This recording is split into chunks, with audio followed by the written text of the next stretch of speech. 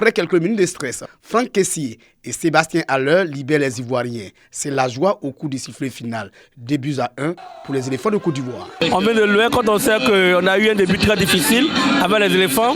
Ils sont allés au second tour. Ils sont convaincus que nous allons gagner et la coupe va rester en Côte d'Ivoire. Après la victoire, les autorités se sont retrouvées chez le préfet pour savourer cette victoire qui plonge toute la nation dans la joie. On a cru en la Côte d'Ivoire, on a cru aux éléphants et aujourd'hui c'est la victoire des éléphants, c'est la victoire de la Côte d'Ivoire, c'est la victoire de toute l'Afrique. La fête s'est poursuivie toute la nuit dans les maquis de la région de Lifou.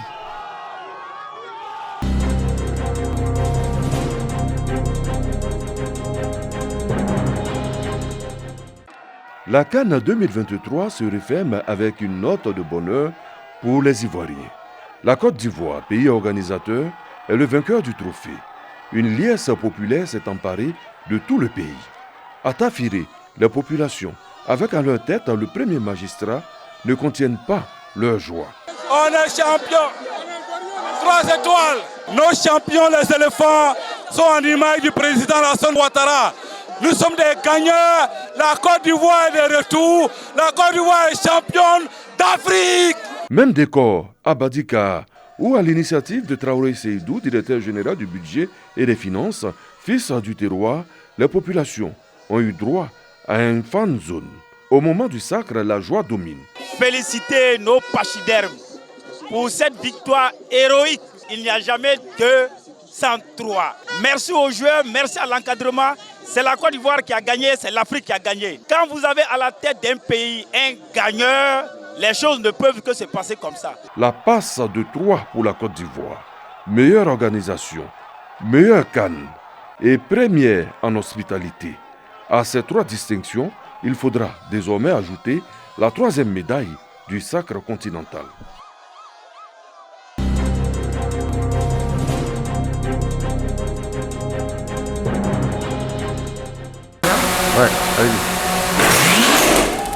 Inédit. Des drones larguant des vaccins, la solution envisagée par la direction de coordination du programme élargi de vaccination, DCPEV, pour apporter des vaccins au personnel de santé dans les zones difficiles d'accès, surtout en cas d'urgence. C'est une simulation dans les locaux de l'entreprise américaine basée à Daloa et chargée de promouvoir cette technologie. Une mission de la DCPEV à laquelle se sont joints les représentants de l'UNICEF, du Gavi, partenaire des programmes de vaccination en Côte d'Ivoire et de l'OMS, s'y est rendue. En perspective, une collaboration pour la livraison de vaccins.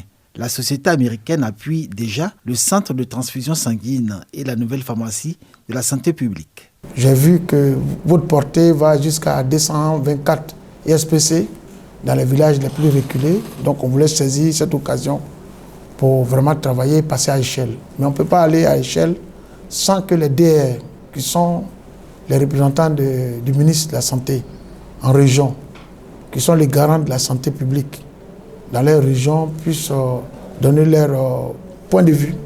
Zipline, relativement à la région sanitaire de la Maraoué, a livré des produits sanguins labile.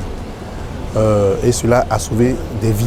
Le drone vole à 100 km/h. En quelques minutes, il peut atteindre sa destination et livrer son colis avec une très grande précision, grâce à un téléguidage depuis le centre des opérations. Les directions régionales de la santé, de la Nawa, du Guémon, de la Maraoué et du Go sont pressenties pour bénéficier de ce moyen de livraison.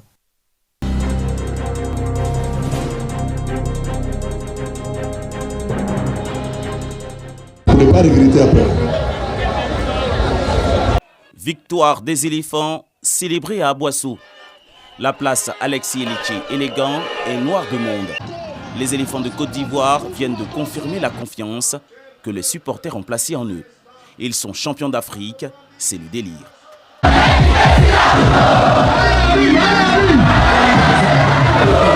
Le préfet de région, Légré Coucougnon, est ému. Il remercie le président de la République. C'est la victoire du président Ouattara, la victoire du président Alassane Ouattara, la victoire de toute la Côte d'Ivoire. Nous avons gagné dans perfection en matière d'organisation. Nous avons gagné en matière footballistique. Cette victoire des éléphants, les supporters y croyaient avant le début du match. La CAN, c'est chez nous, la coupe restera ici, selon leur slogan. Aller en finale, ce n'est pas permis à tout le monde. Il y a eu 24 pays. Mais nous, on est arrivé en finale. Donc là, on doit gagner. Vraiment, j'ai confiance à mon équipe. J'espère bien qu'on va gagner 1-0. Nous, on ne veut pas beaucoup. Et je suis sûr que nous allons prendre la coupe aujourd'hui. Et donc, je suis venu pour vivre les faits en direct. Cette victoire, les populations d'Aboisseau la célébreront pendant plusieurs jours, comme partout en Côte d'Ivoire.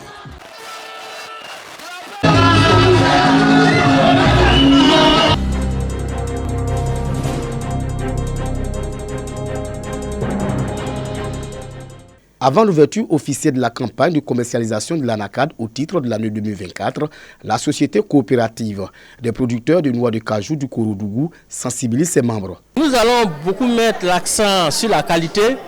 Et d'ailleurs, nous avons, depuis au cours de l'année 2023, commencé à sensibiliser nos producteurs sur la bonne pratique agricole, la qualité. Et nous allons continuer cela en début de campagne 2024 pour que nous ayons des meilleurs produits de qualité. Une sensibilisation faite au cours de la 12e Assemblée Générale Ordinaire de la coopérative qui a pu collecter plus de 4000 tonnes d'ANACAD en 2023. Selon les données du Conseil du coton et de l'ANACAD, la Côte d'Ivoire a produit plus d'1 250 000 tonnes de noix de cajou en 2023. Une quantité qui classe le pays comme le deuxième producteur mondial de l'ANACAD. À côté de la bonne production, la qualité de la noix de cajou made in Côte d'Ivoire reste un défi majeur à relever. Les cadres et le délégué régional du Conseil du coton et de l'ANACAD s'engagent à multiplier les formations sur les bonnes pratiques de récolte et post-récolte. Plus on produira des produits de bonne qualité, plus on aura des revenus. Et au-delà de ça, c'est la réputation de la région même du Béret qui est mise en avant. S'agissant des qualités, nous ne sommes pas encore satisfaits. Pour que l'utilisation des clés soit vraiment effective, il faut effectivement que la noix soit séparée avec les ficelles. Il faut qu'ils adoptent les bonnes pratiques agricoles. La société coopérative des producteurs de noix de cajou du Kouroudougou se veut une organisation citoyenne. Elle a fait des dons de timbres, de bons de carburant, des pots de peinture, des papiers rames au corps préfectoral et aux forces de défense et de sécurité de la région du Béret. Valeur de dons, plus de 4 millions de francs CFA. Les meilleurs agents de la coopérative ont été aussi récompensés.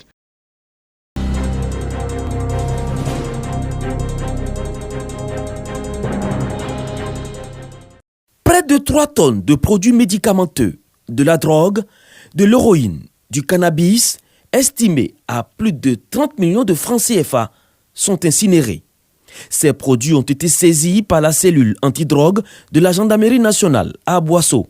Le substitut du procureur de la République près le tribunal de première instance d'Aboisseau estime que cette incinération est un acte fort qui participe à la protection des populations. Nous attachons un prix très fort et une importance dans la lutte contre le trafic de la drogue. Et j'invite donc tous ceux qui interagissent dans cette lutte-là à redoubler d'efforts et à ne regarder aucun autre intérêt que celui des populations. L'incinération est aussi saluée par les chefs de communauté et des guides religieux. Le représentant du préfet de région félicite également les forces de l'ordre. Le message que nous avons à donner à la jeunesse, c'est de revenir en arrière. Puisque la drogue nous pousse à la destruction de notre vie. Lorsque nous consommons la drogue, ça nous met sur des chemins illicites. Parce que la drogue peut nous pousser à faire de n'importe chose. Ce que nous n'avons pas l'envie de le faire. Mais étant consommant la drogue nous pousse à faire ces actes. Le gouvernement, chaque année, entreprend des campagnes de sensibilisation au niveau des écoles. Parce qu'aujourd'hui, la première cible, ce sont les élèves, relativement aux statistiques qui sont mises à nos dispositions. Ce sont les élèves qui sont les premiers consommateurs. C'est pourquoi, monsieur le préfet, voudrait encourager, voudrait féliciter tous les agents qui, nuit et jour, font mains et pieds pour traquer tous les dealers.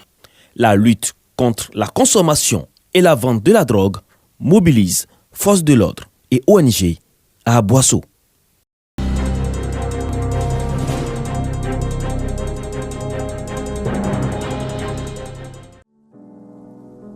Monseigneur Paul Siméon Awanadjro est décédé.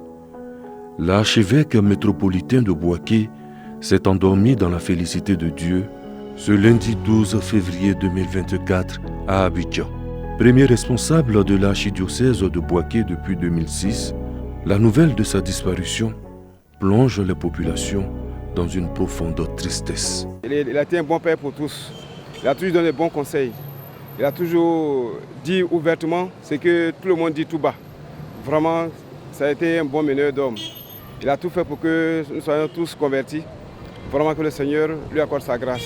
Monseigneur a beaucoup apporté à tous les niveaux, naturellement dans la pacification même de notre nation et aussi pour le rassemblement des Ivoiriens. Nous disons Yako à la famille éplorée et Yako aussi à la nation ivoirienne. L'évêque, c'est notre papa. D'habitude, quand on fait des trucs comme ça, il vient, il nous salue, il nous donne des bonbons avec les enfants, on est content. Il est décédé là, vraiment.